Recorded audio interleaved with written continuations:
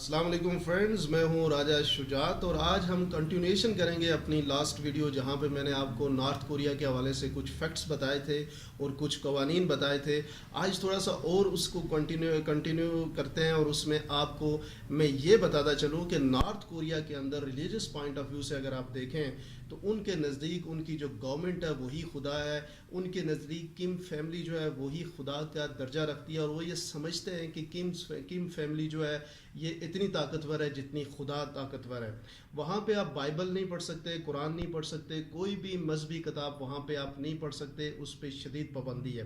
اس کے علاوہ میں آپ کو بتاؤں کہ وہاں پہ اگر آپ جینز پہنیں گے تو جینز بھی آپ نہیں پہن سکتے، ان کا اپنا کلچر ہے، اپنا ایک پریزروڈ کلچر ہے جس کو وہ پسند کرتے ہیں اور اسی کو وہ کیری آن کرتے ہیں۔ جینز کو وہ یہ سمجھتے ہیں کہ یہ ویسٹرن کلچر ہے اور اس پہ پابندی لگائی ہوئی ہے۔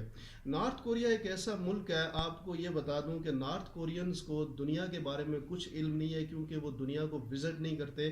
ان کو from day one to and صرف یہ بتایا جاتا ہے کہ دنیا صرف امریکہ ہے، اس کے بعد جاپان ہے اور اس کے بعد ساؤتھ کوریا اور نارتھ کوریا۔ ان چار ملکوں کے علاوہ ان کو کسی بھی ملک کے بارے میں نہیں بتایا جاتا، صرف انہی چار ملکوں کے بارے میں ان کو پتہ ہے، جن میں سے وہ جاپان کے شدید مخالف ہیں، ساؤتھ کوریا کے بھی مخالف ہیں اور امریکہ کے بھی مخالف ہیں۔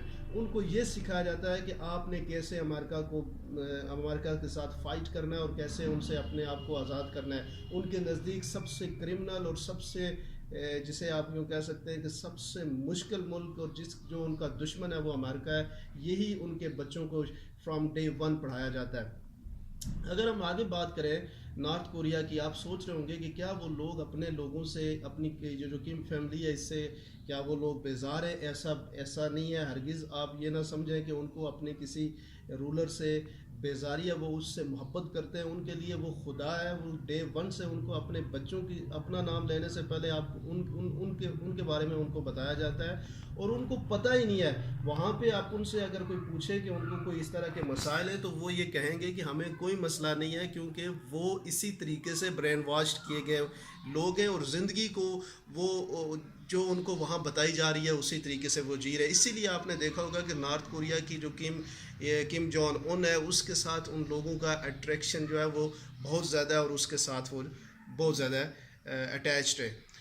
تیسری جو سب سے امپورٹنٹ بات ہے نارتھ کوریا میں، ابھی آپ اور ہم 2017 کیلنڈر ایئر میں چل رہے ہیں، لیکن نارتھ کوریا میں لوگ 105 ان کا کیلنڈر ایئر ہے، وہاں پہ 105واں سال ہے۔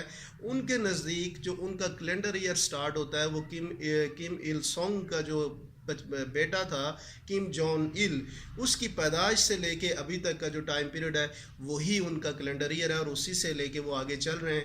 ابھی ان کا 105واں سال چل رہا ہے، دنیا 2017 کے کیلنڈر ایئر پہ چل رہی ہے۔ تو یہ تھی کچھ بنیادی حقائق جو آپ لوگوں کو میں بتانا چاہ رہا تھا، اور ان حقائق کو جاننے کے بعد آپ کو کم از کم پاکستان سے پیار ہو گیا ہوگا۔ آپ کو یہ تو فیل ہوا ہوگا کہ پاکستان میں حالات اتنے بھی برے نہیں ہیں جس طرح سے باقی ممالک میں۔